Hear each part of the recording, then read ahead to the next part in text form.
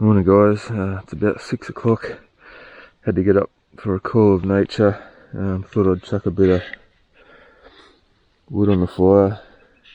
Still pretty hot coals in there, so it should get going. But check out this sunrise. It's going to be awesome. But I'm not hanging around to watch it. I'm going back to bed. Josh needs a bit more sleep. Had a good night though. It wasn't that cold at all really. Anyway, I'll see you a bit later on.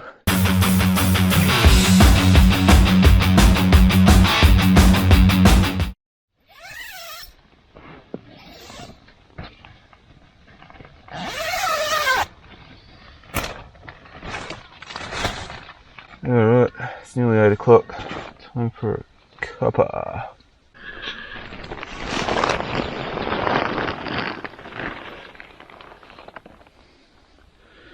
We have some sunshine already.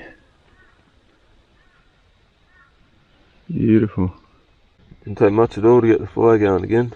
I've actually got a little sachet of porridge or oatmeal for breakfast. I'm going to see how well that cooks up on the gas in the pot.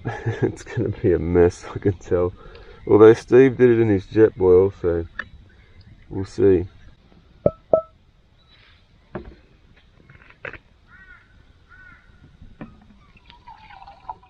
Alright, breakfast time. Cooking with Josh. I'm going to try and do this smart. Here we go. Uncle Toby's brown sugar and cinnamon oats. Alright, so put the oats in the pot. Then put the required amount of water. I'll pack a bag here.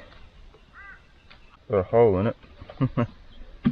Anyway, I'll boil that up in my cup. Then add it to the oats. I need to heat them a bit longer. I might try doing it on some warm coals here rather than using this and burning the shit out of it. Alright, I'll come back to you for phase 2. Alrighty. Oh, that's hot. Oh. Alright, boiling water going in.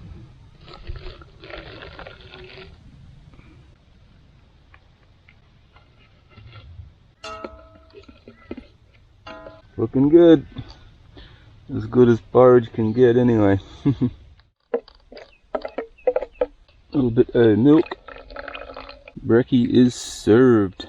Not exactly a continental breakfast, but it's food. Yeah, that long life cardboard milk doesn't add much to it. But anyway, it's all about survival out here, folks. Just got to get that energy into your body, one way or the other. Even if it's prison gruel. I can't even express to you how fucking peaceful it is here. The serenity is on point. I just wanted to quickly show you guys a tip for being able to quickly tie your stuff on. So obviously, you know, I'm still using these rock straps, and yeah, they're working really well. So obviously, you know, they're designed to be attached to your bike or rack, whatever, this way, popping it through there and looping it through. That's very easy to do, but as you can probably imagine, after, you know, riding and, you know, having a lot of tension on that for a while, they do get quite tight once that tightens up. And then of course, you know, sometimes you get mud and shit all over it. It can be a bit of a pain in the butt to undo it. So I've used some stainless steel carabiners here. Works a bloody treat. You know, like obviously using the rock straps to tie your bag on is super quick, but attaching the straps to your bike can be the time consuming process. I mean, it's not that bad, but as you guys know, every little bit of time that you can save and just make things easier for yourself is a win. Now obviously this end, the stretchy end, I just hook over these knobs here. That's my attachment for the front, and on the back now it's just the carabiners. So super quick to take on and off. yeah, if you're a little bit precious about your rack and you don't want to scratch it with, you know, metal on there, then probably not a good idea. But for me, on this dirty old dirt bike, that's a winner for me. Love it. Also, while I'm here, I'll quickly show you one problem with the quad lock universal adapter on my phone, because it makes the phone a bit thicker. It wouldn't fit into my, you know, my drone controller anymore. So I've actually zip tied this piece of plastic on the top here. Now normally the phone would hook in under here, but it wouldn't fit. So now it just hooks in under that. Just zip tied on the top there. Works a bloody treat. You've got a problem? We'll fix it. Anyway, I'm going to put the drone up, probably to see if I can fly it over the hill over there. I've got drone footage of all this area already, but I might just do a range test and see if I can fly it to that hill and back again.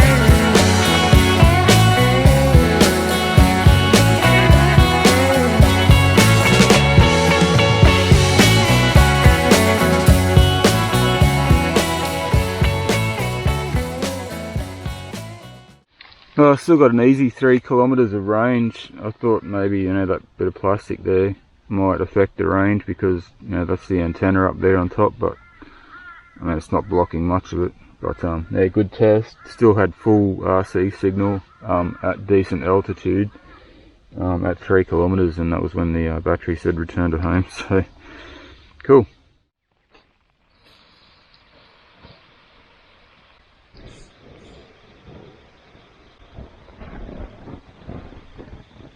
Alright, let's get this duffel on.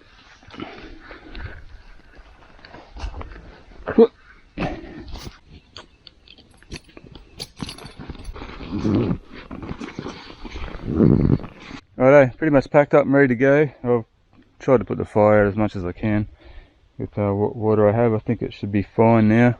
I just want to have a real quick little whinge, if you don't mind, about these former boots. Now don't get me wrong, I still really like these boots. They're comfortable as they seem to be holding up pretty well so far. Nothing's fallen apart or anything. They do still seem to be pretty well waterproof. The only thing is, I don't know if it's common to all the different sizes of former adventures, but I'm only a skinny calf bloke, right? And my legs are quite small. I don't go to the gym and do leg day or any shit like that. But this top buckle, right, when I'm doing the boots up, I'll do the top one first. This has to be right in on the tightest setting, and it still doesn't quite click in properly. Like, it just sort of, yeah, because this is too far forward still. Like, it'd be good if this piece, this part of the buckle here, was mounted a bit further back so there's a bit more clearance, if you know what I mean. Like, yeah, it just doesn't click properly, and it's always a pain in the ass doing that top buckle up, and it never properly clicks in like the others do. But yeah, it's a small thing, just thought I'd mention it. Rightio, what I'm going to do first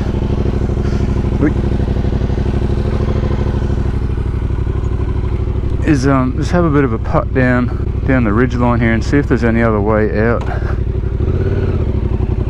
See if there's any other way out of here without having to come through that gate and shit. My homemade gate. But I'll just take it real easy down here. There might be a cow trail that the old moo cows take. But if it start looking too steep, I'm gonna just jump off and walk it.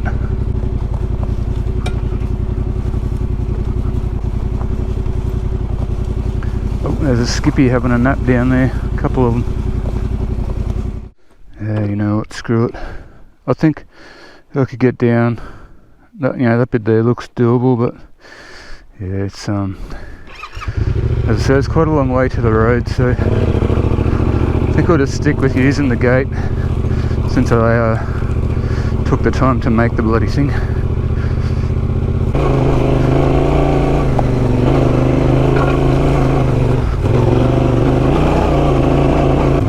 Golden tyre, baby.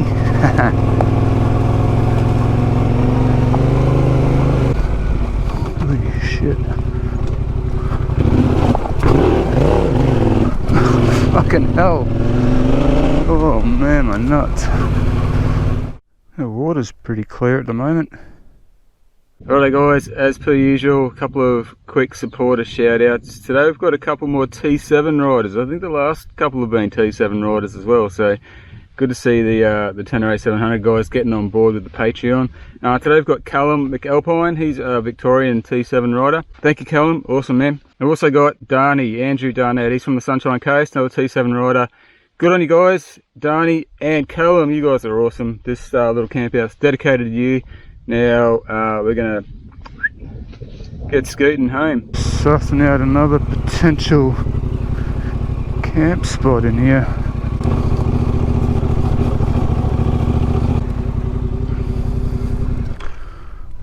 Okay, it's not a bad spot too.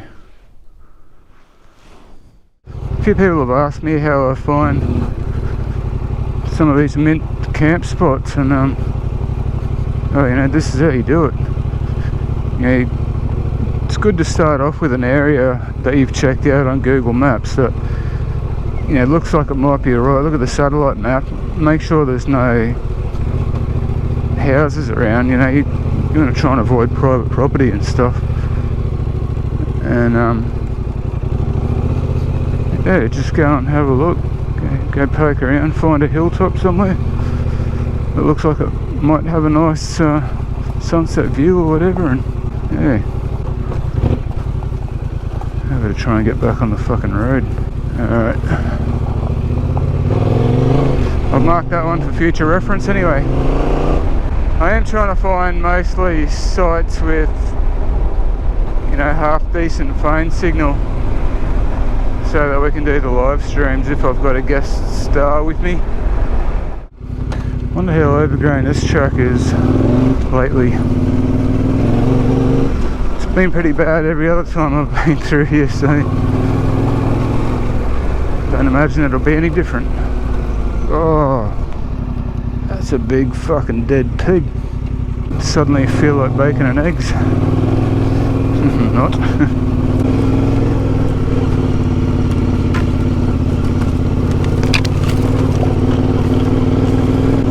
It's alright, I know that the Lantana doesn't go for very long in here. If I remember rightly, I turn left onto another track pretty soon, and that one should be nice and clear. And again, this Lantana's not too bad yet. Definitely need some 4Bs or something to go through, but make it a bit wider. Yeah.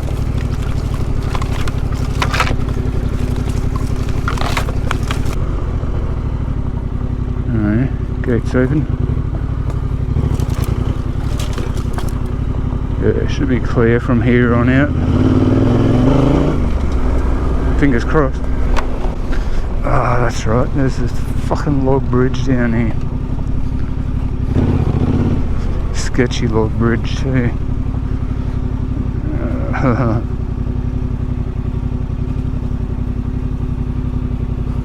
Fucking nobody's been over this in a while.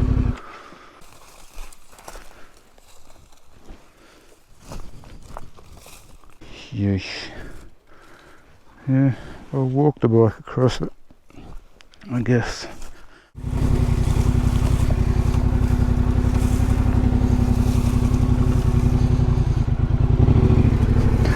fuck no. Would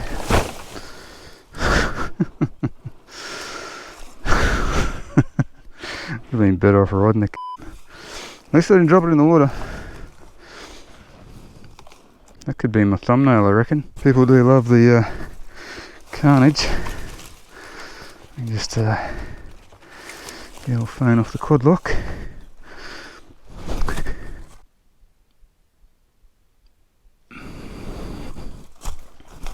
Nearly gave myself a fucking hernia trying to pick this thing up last time, so I'm going to take the bag off straight away and do it smart.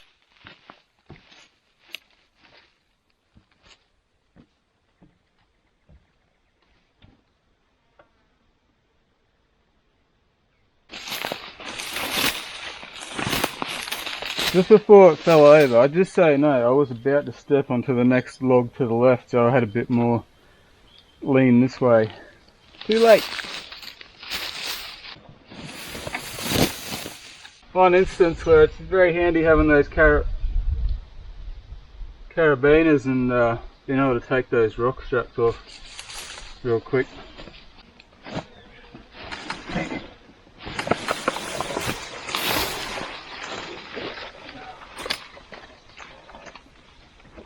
Oh fuck, it's a lot easier doing it that way.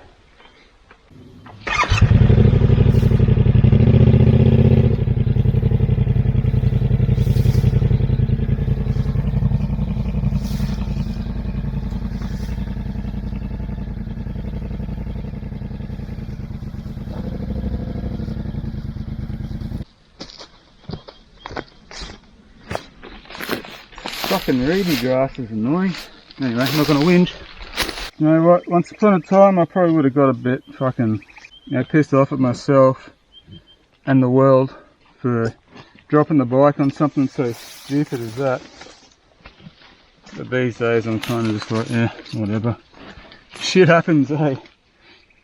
As long as you can get the fucking thing up again and you're not hurt or trapped under it, who cares? It's just a bike. I've got all the protective gear on it, it's not like I'm breaking anything. And these rock straps are good. Just saying. Shout out to Manny. Manny brought some rock straps, I think after seeing my video. Was it Manny? I don't know, he didn't say, but he did say that just recently he went for his first ride while using the rock straps, and very impressed, so don't just take it from me. They're good. Right, helmet and jacket, and let's fucking get out of here. Oh!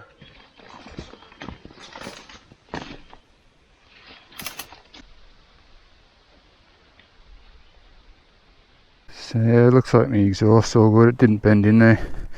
Usually it's pretty good when you've got luggage on there. I've got my gas canister and coffee mug and everything to take the brunt of the fall, so that'll probably all be fucked.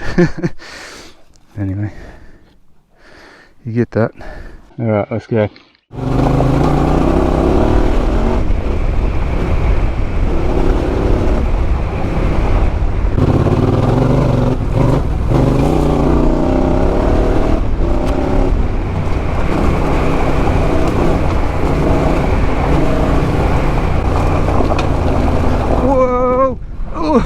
Oh, fuck me. That bucked the ass end up something fierce. There's a savage little fucking erosion now. Thought I was going to go sailing like Superman. Whoa, scrub turkey.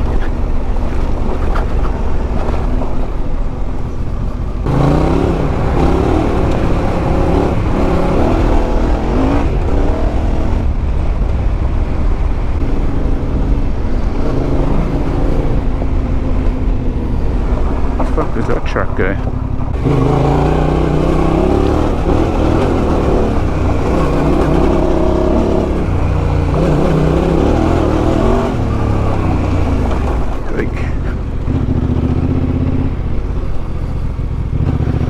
It's not marked on Hamer anyway.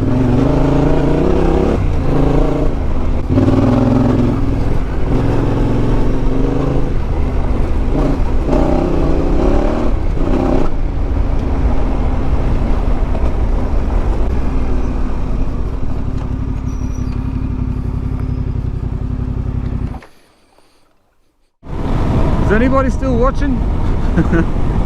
Guys, before I go, Jerry Springer's final thought of the day is losing your luggage off the bike, right? It seems to happen to so many people. Like, even just the other day I saw another one, a guy, he was blaming his Moscow Moto fucking rackless system, because his sleeping bag ended up in his chain and shit, and his back wheel totally chewed up. Yeah, like, it seems to happen to so many motorbike adventure riders. Like, personally, I've never lost anything. Well, I lie, I've never lost anything major. One time I stopped on the way home, it was late in the arbo, it was getting dark and cold, and I pulled over and opened up my little drone bag, which didn't have the drone in it at the time. It had some other stuff. It had my you know, my rain jacket, which is also, you know, windproof. So I chucked that on, forgot to zip that up, took off down the road, and yeah, lost a pair of shorts. And I think the little bag that I normally keep my rain jacket in went disappearing too. So that's all I've really lost off the bike, and my sunglasses about 100 times, but I usually get them back. And you know, like, I haven't done any massive trips like laps of Australia or anything, but I've done some pretty big fucking days on the bike, man. Big Ks, big hours, and you know, with luggage on, my whole kit, and not lost, you know, not had any catastrophic failures yet. Fuck, I hope there's no Forbies coming up here today. So I was just going to put the question to you guys: how many of you guys have had, you know, lost your luggage or had it fall onto the exhaust and start fucking burning? Like, just on Nerb's recent big trip, there are quite a few instances of gear loss and carnage, aside from the dingoes and whatnot. But yeah, how many of you guys have had that, and do you blame your luggage, or did you maybe not tie it on properly, or like me, forget to zip something up or whatever?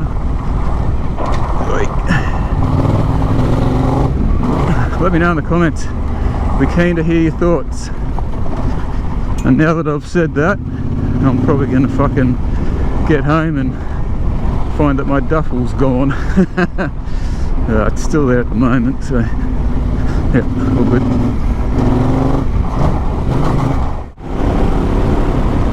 Where's my Skippy? There's always a little fucking wallaby that runs out in front of me here. One day he's going to die. Hopefully not on my bike. No, not here today. Maybe he's learned.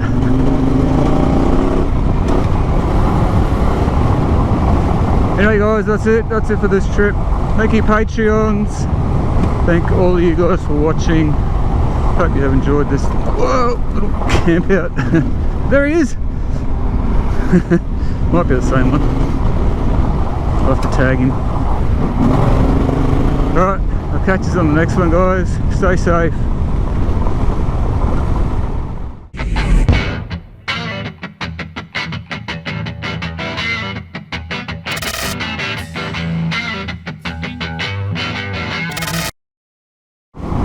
Legit, man, it always gets about 5 degrees warmer coming down off that mountain. So nice down here. Bit nippy up on the fucking hill there. Oh.